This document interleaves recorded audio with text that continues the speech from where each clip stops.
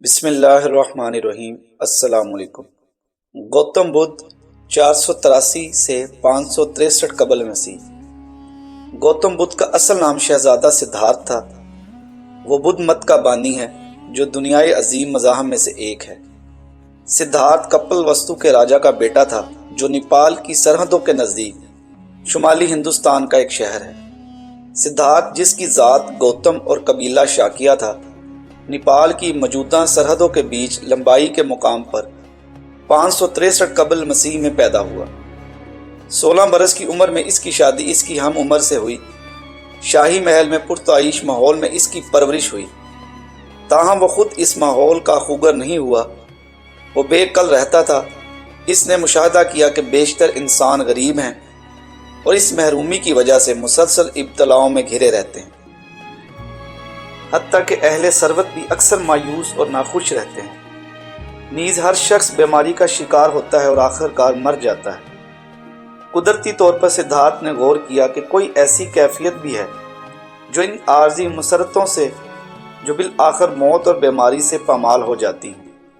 29 برس کی عمر میں جب اس کے بچے کی پیدائش ہوئی، گوتم نے فیصلہ کیا کہ وہ اپنی موجودہ زندگی سے کنارہ کشی اختیار کر لے اور خود کو سچ کی تلاش کے لیے وقف کر دے۔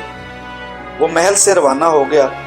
اس نے اپنی بیوی، اپنے نومولود بچے اور تمام دنیاوی آسائشات کو ترک کر دیا۔ وہ ایک مفلس یوگی بن گیا۔ کچھ عرصہ اس نے اس دور کے مشہور یوگی علماء سے حصول علم کیا۔ ان کے افکار کی مکمل آگہی حاصل ہو جانے کے بعد اس نے انسان کے غیر اطمینان بخش مسائل کے اپنے حل وضع کیے۔ یہ خیال عام ہے کہ انتہا درجے کا ذہن سچ کے راستہ کو ہموار کرتا ہے۔ گوتم نے خود بھی ایک سنیاسی بننے کی کوشش کی۔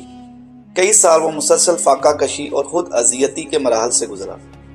پایان کار اسے ادراک ہوا کہ جسم کو اذیت دینے سے ذہن میں ابہام پیدا ہوتا ہے، اسی لیے یہ ریاضت اسے سچ کی قربت نہ دے سکی۔ چنانچہ اس نے پھر سے باقاعدہ خوراک لینی شروع کی اور فاقہ کشی کو ترک کر دیا۔ خلوت میں اس نے انسانی موجودگی کے مسائل پر استغراق کیا۔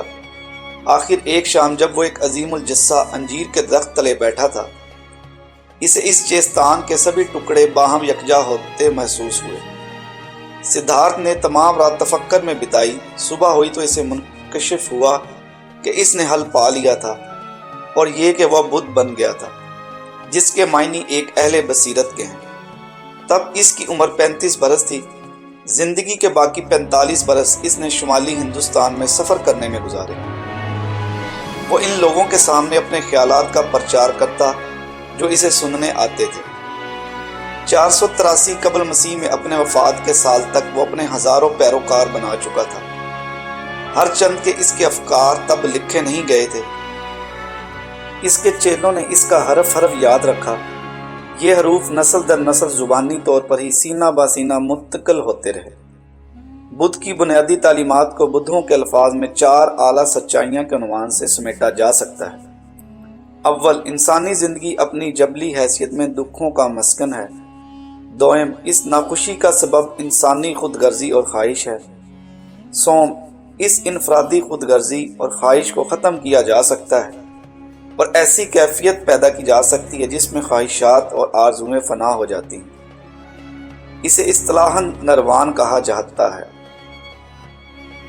اس کے لغوی معنی پھٹ پڑنے یا تنسیح کرنے کے ہیں۔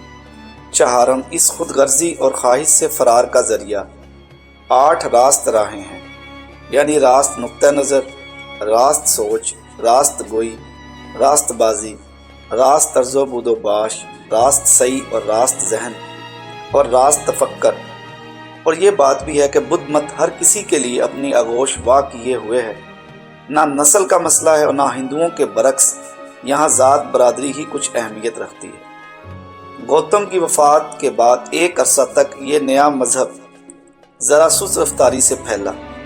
3 صدی قبل مسیح میں عظیم ہندوستانی شہنشاہ اشوک نے بدھ مت اختیار کر لیا۔ اس کی پشت پناہی سے ہندوستان بھر میں بدھ مت کے اثرات تیزی سے پھیلے۔ بدھ مت ہندوستان سے باہر بھی مقبول ہوا۔ یہ جنوب میں سیلون تک پھیلا اور مشرق میں برما تک۔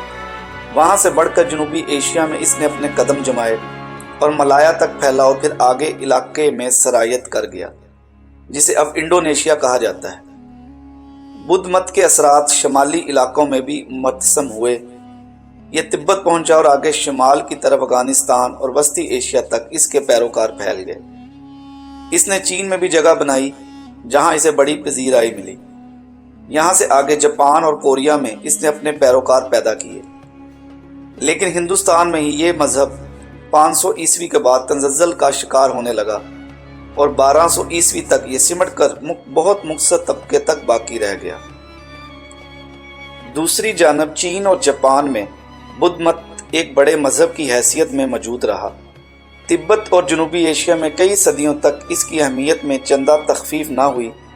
بدھ کی موت کے کئی صدیوں بعد تک اس کی تعلیمات کو ضابطہ تحریر میں نہیں لایا گیا۔ قدرتی طور پر یہ مختلف مسالک میں تقسیم ہونے لگا۔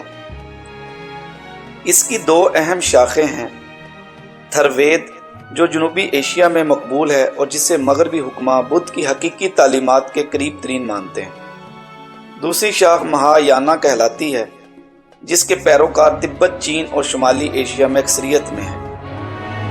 دنیا کے عظیم مذاہب میں سے ایک کے بانی کی حیثیت سے بدھ کو اس فہرست کے ابتدائی ناموں میں جگہ ملنی ہی چاہیے تھی۔ اس وقت دنیا بھر میں قریب 200 ملین بدھ موجود ہیں۔ اس کے مقابلے میں مسلمانوں کی تعداد 500 ملین اور عیسائیوں کی 1 بلین سے بھی زیادہ ہے۔ اس سے یہ امر مترشح ہوتا ہے کہ بدھ نے حضرت محمد صلی اللہ علیہ وسلم اور یسوع کی نسبت کم لوگوں کو متاثر کیا۔ تاہم پیروکاروں کی تعداد میں اختلاف غلط فہمیاں پیدا کر سکتا ہے۔ ہندوستان میں بدھ مت کے بے اثر ہو جانے کی ایک وجہ تو یہ ہے کہ ہندو مت نے اس کے کئی ایک نظریات اور اصول خود اپنا لیے۔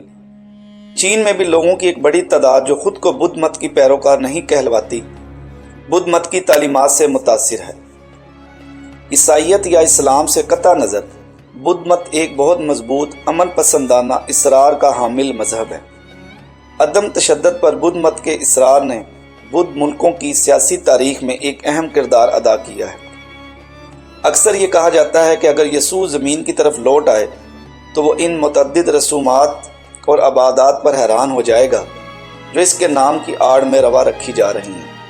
مسیحیت کے پیروکار کہلائے جانے والے افراد کے مسالک کے بیچ خونی فسادات دیکھ کر وہ خوف زدہ ہو جاتا ہے۔ بدھ بھی یہاں آ کر ان متعدد نظریات پر حیران ہوگا جو اس کے نام سے منسوب کیے جا رہے ہیں۔ جبکہ بدھ مت کے متعدد مسالک ہیں اور یہ ایک دوسرے سے شدید اختلافات رکھتے ہیں، لیکن بدھ مت کی تمام تاریخ ان خونی مذہبی جنگوں کی تو مثال نہیں ملتی جو مسیحی یورپ میں وقوع پذیر ہوئیں۔ اس حوالے سے گوتم بدھ کی تعلیمات نے اپنے پیروکاروں کو عیسائیت کے پیروکاروں کی نسبت زیادہ شدت سے متاثر کیا۔ گوتم بدھ اور کنفیوشیس نے دنیا پر برابر طور پر اپنے اثرات چھوڑے۔ دونوں کا دور بھی ایک ہی بنتا ہے، نہ ہی ان کے پیروکاروں کی تعداد میں کچھ زیادہ فرق ہے۔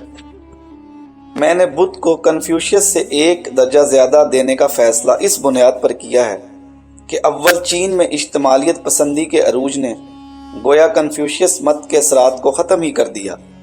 دوم، کنفیوشیس مت کے چین سے باہر تیزی سے نہ پھیل سکنے کی تاریخی حقیقت کی بنیاد پر ہم یہ اندازہ لگا سکتے ہیں کہ اس نے پہلے سے موجود چینی عوام کے رویوں میں کس قدر کمزور اثرات مرتب کیے۔